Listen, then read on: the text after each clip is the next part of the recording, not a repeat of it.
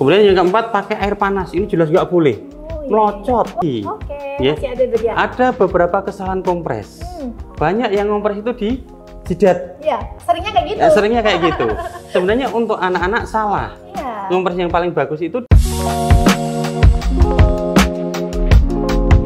Bismillahirrahmanirrahim. Assalamualaikum warahmatullahi wabarakatuh. Alhamdulillah, jumpa kembali dengan Paramita, podcast seputar informasi kesehatan bersama kita, RSUD Dr. Suratno Gemolong. Alhamdulillah, di siang yang alhamdulillah ini kita sudah ditemani dengan narasumber yang spesial. Beliau adalah dokter anak di RSUD Dr. Suratno Gemolong. Langsung saja kita sapa.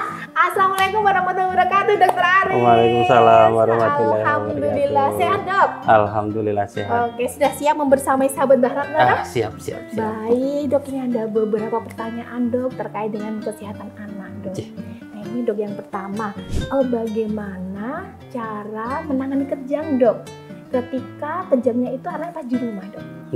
Jadi kejang pada anak ini sangat menakutkan untuk orang tua. Iya. Tapi sebenarnya tidak terlalu masalah, apalagi kejangnya karena demam.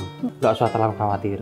Yang pertama, letakkan di bawah. Jadi anak diletakkan di bawah, di tempat yang luas, di tempat yang datar. Jangan sampai ada barang-barang yang berbahaya yang membahayakan pada anak. Bisa menjatuhi anak atau terlalu sempit nanti kejeduk, jadi masalah. Itu yang pertama itu. Kemudian yang kedua, baringkan miring. Dibaringkan miring. Baik. Supaya apa? Supaya anak tidak tersedak. Kalau ada air liur, ada muntahan, nanti anaknya tidak tersedak. Kemudian yang ketiga, longgarkan pakaian. Terutama yang ini apa namanya? Yang ada bagian atas, bagian leher. Ya, di bagian pinggang juga boleh. Longgarkan pakaian. Kemudian yang keempat, jangan pernah menahan kejang. Jadi anak kejang biarkan tetap kejang, jangan ditahan. Karena kalau ditahan semakin anak tidak nyaman kejangnya, dia akan semakin kejang. Kemudian yang kedua apa? Takutnya apa? Kekuatan kejang itu luar biasa. Kalau anak kejang ditahan, takutnya malah patah tangannya atau kakinya nanti jadi bisa patah. Kemudian yang kelima, tidak memasukkan apapun di mulut. Jadi jangan pernah memasukkan apapun ke mulut. Baik itu minuman, ya, baik itu makanan. Ya, kalau orang Jawa biasanya dikasih kopi.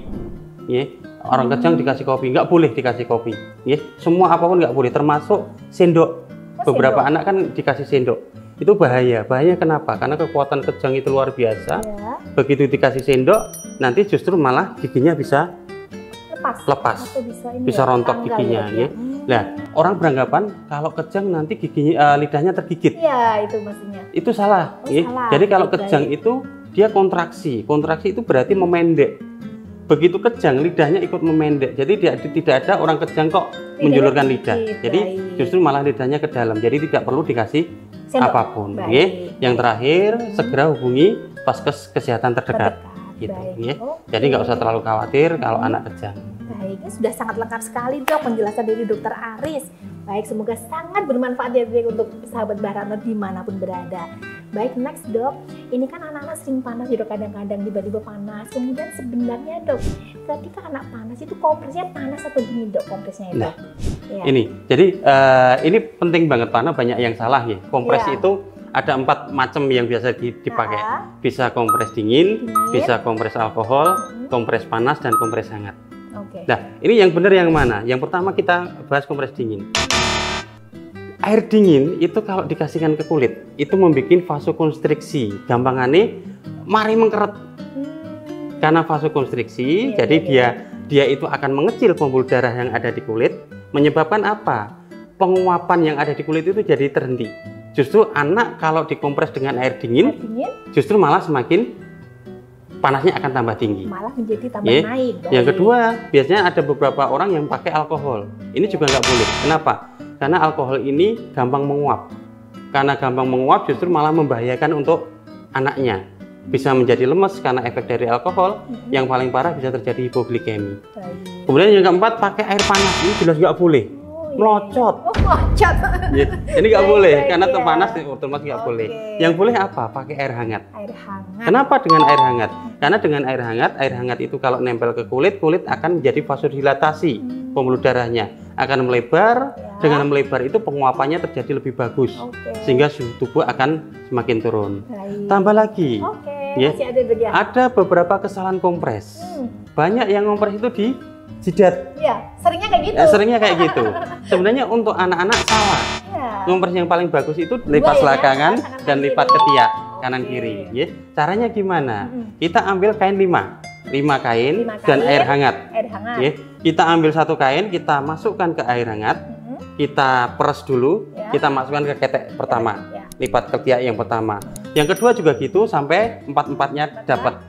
Masih 1. Jangan dibiarkan, ini masih 1. Nanti kita pakai lagi ke air hangat. Nah, ini yang sudah lama nggak diambil, kalau sudah dingin diambil, ganti yang baru. Diganti yang baru. Jadi jangan dikompres hangat sampai nanti dingin.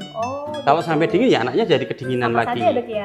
Nah, ini khusus untuk anak-anak, bukan untuk remaja apalagi dewasa. Karena bahaya kalau kompres di selakangan. Gitu, baiklah. Khusus anak-anak ya dok ya? Khusus anak-anak. Baik, terima kasih. Kompres hangat dok ya, baik. Oke, yang terakhir dok. Sejak kapan dok anak-anak itu sudah mulai boleh atau dianjurkan untuk belajar berpuasa? Nah, namanya belajar itu kapanpun boleh. Ya? Jadi kalau belajar puasa, belajar apapun itu kapanpun boleh. Nah, sekarang kepentingannya puasa itu apa? Orang yang puasa itu, yang kewajiban berpuasa adalah orang yang balik. Sudah balik. Berarti sebelum balik harus kita persiapkan anak-anak kita untuk berpuasa. Nah, yang jadi masalah sekarang anak-anak baliknya lebih cepat. Untuk anak cewek sekarang kelas 3, kelas 4, rata-rata kelas 4 sekarang. Kelas 4, kelas 5 SD sudah mulai balik.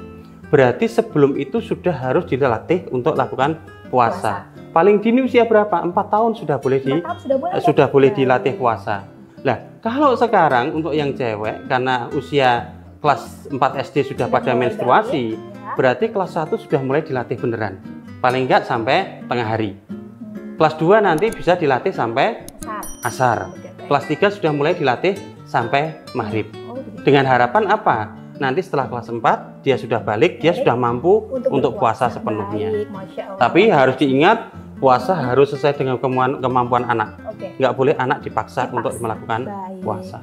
Alhamdulillah sudah banyak sekali informasi-informasi yang kita dapatkan dari narasumber kita. Siang hari ini Dr. Aris Gunawan, spesialis anak. Bagi ayah bunda yang mungkin ada masalah dengan kesehatan anak, silakan datang ke Poliklinik Anak RSUD Dr. Sutarno Gumulong. Terima kasih, sampai jumpa kembali di Paramita selanjutnya. Assalamualaikum warahmatullahi wabarakatuh. Waalaikumsalam.